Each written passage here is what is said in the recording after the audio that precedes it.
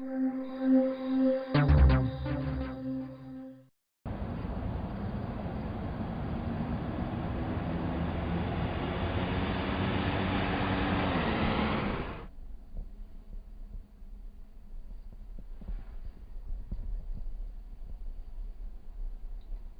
I mean, everyone comes down to the city or comes to Detroit, oftentimes looking at places like Ann Arbor with a lot of students, because many times people anticipate that that's where the most problems will be.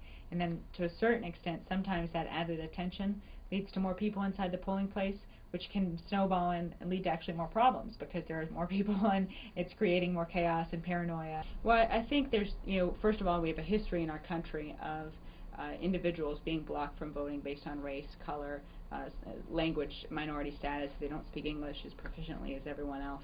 So, in fact, in Hamtramck in 1999, the Justice Department actually had to step in and sue the city of Hamtramck to stop challengers from questioning the citizenship or otherwise the eligibility of people who would show up, and the basis for questioning these voters, according to the court, was simply because they had Arabic-sounding last names or looked Arabic or Bangladeshi, and so based on that, they were being challenged, and the Justice Department stepped in and successfully sued the city of Hamtramck to stop those types of discriminatory challenges from happening. So we know that that stuff still goes on in places like Hamtramck or in other places with a large number of voters of color. So in Michigan, under Michigan law, you can either show an ID or sign an affidavit saying you don't have your ID with you in order to get a ballot. And you have one of those two options, either of which will give you a regular ballot.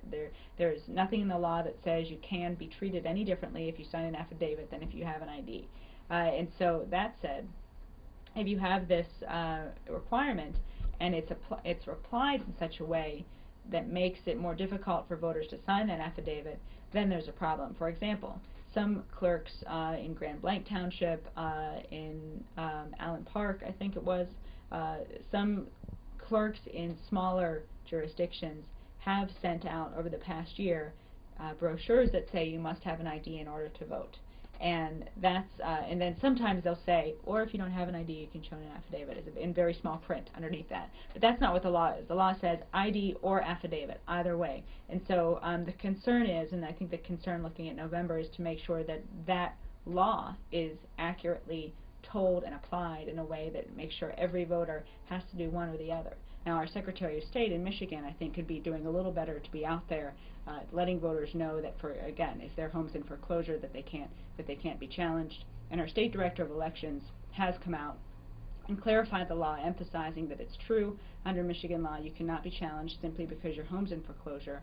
But in my view, the Secretary of State should have been out there the day after that story broke to say, I don't care if these rumors are true or not, I just want everyone to know that if your home's in foreclosure, you can still vote, and have her as a figure, as a leader for voting rights and election law out there to assure voters that their votes will be counted. If there are any cracks in the administration process, they're going to become potholes on Election Day. They'll certainly be highlighted a great deal when you have an election that's creating this much attention and excitement.